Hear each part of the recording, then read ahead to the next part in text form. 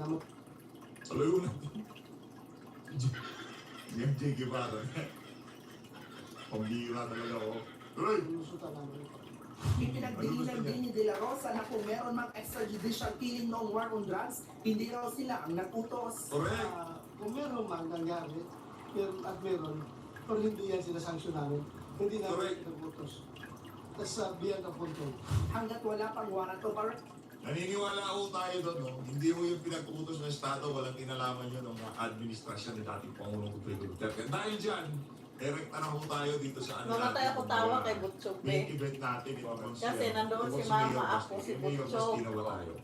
At Ay, dito saka si muna pala tayo mga Vincent, kababayan. namin. Hindi ito Sabi intended ng para sa mga sabi ni taga-suporta Mama, ni dating Umar Pangulong daw, Rodrigo nahuli na Duterte. si Itong video na to ay para sa, Duterte. kumbaga, Yung ano daw, yung para doon sa mga Pilipino, ihaw niya daw na sa yung tingin nila tama yung ginawa ni mga Marcos adik Jr. daw noon, ay yung mga nagsasabu daw. Nila na meron Ihaw pala niya yung yung decision nila sa nagsasabu. mga kung pinagpipilitan nyo pa rin na tama yung Daddy, ginagawa na ni Marcos Jr. ano yung mas sabu, maganda niluluto yung mga daw sabi iulahin ni na Nanay. pagkakataon tayo dahil sa mga kinagagawa nila. Yung ihaw, yung ihaw is ano, yung One thing that was kinatay.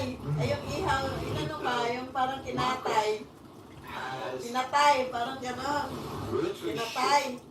Ang shown pag-intindi ni in the Butchog, Constitution of the inihaw daw is Philippines. niluluto. Alright? There is no Interpol warrant of arrest. There is no Stand up. ICC warrant of arrest that supersedes in your constitution and by law any warrant from outside the Philippines.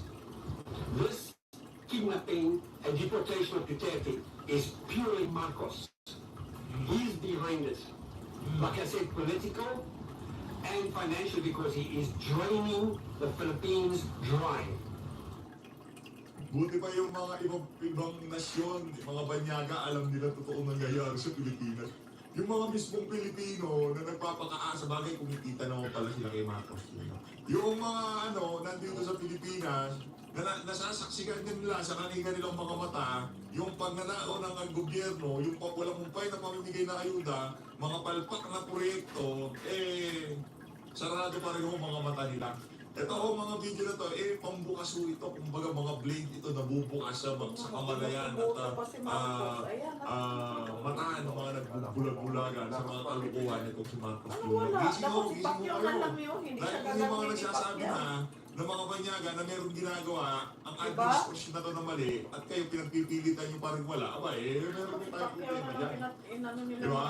Lahat o, yung pagkaka-arresto ni Tatay Digong, hindi ko kasalanan ng Tama yung sabi ICC ni yan. Sara. Hindi ko kasalanan ng Interpol Apelyido yan. ay Marcos. Kahit Marcos anong na rin. warrant pa ang ilabas ng Dapat ICC magpalit o na. Interpol, wala naman ho silang magagawa. Dapat si Pagka Pacquiao sinabi na ng lang Presidente, mga visit kayo, is kayo dyan. Wala akong magagawa. Walang magagawa ang kung sino man pagka sinabi ng Presidente, DOJ, pagka pumasok dyan yung Interpol, huwag nyo silang pansinin. Doon ba kay Netanyahu walang Interpol? Doon ba kay Putin walang Interpol? Nakamantokot. Meron din ho silang warrant galing ICC. At yun, matagal nang nakapublish, pero hindi sila nanguhuli. Ito, alas 3 ng madaling araw, pagka alas 11 ng gabi, ayun, mabilis pa sa alas 4, pinadala si Tatay Digong.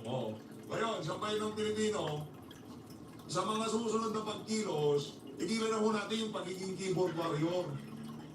Kung merong malapit na pagkilo sa inyo, hindi maganda yung brand talaga, yung talaga magsasama-sama lahat ng persa ni dating Pangulong Rodrigo Duterte. Kung baga, isang bagsakan, nga, tingnan natin kung makakapag-angas yan si Tory. Tingnan natin kung baka yung mga polis sumama na rin sa atin nun Di ba? Pagka nakita ko nila yung ating mga kababayan, lalo yung mga senior citizen, pumupunta doon dahil sa nakita nilang pagmamahal kay dating Pangulong Rodrigo Duterte nung siya pa presidente. Ako, yung mga polis, tingnan natin, subukan yung tambuhin yung aming mga senior citizen at yung mga kababaihan.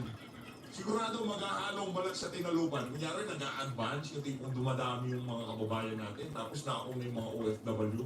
Tingnan natin kung anong gagawin ng mga polis na to.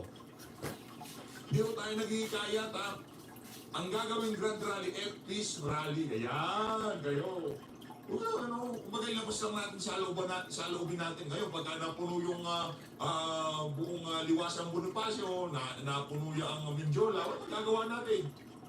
Wala tayong magagawa kasi lumalabas ang tao Di ba? Yung iba nagiging show yung mga dilawan at tinglawan, mga lilis na magbebenta daw.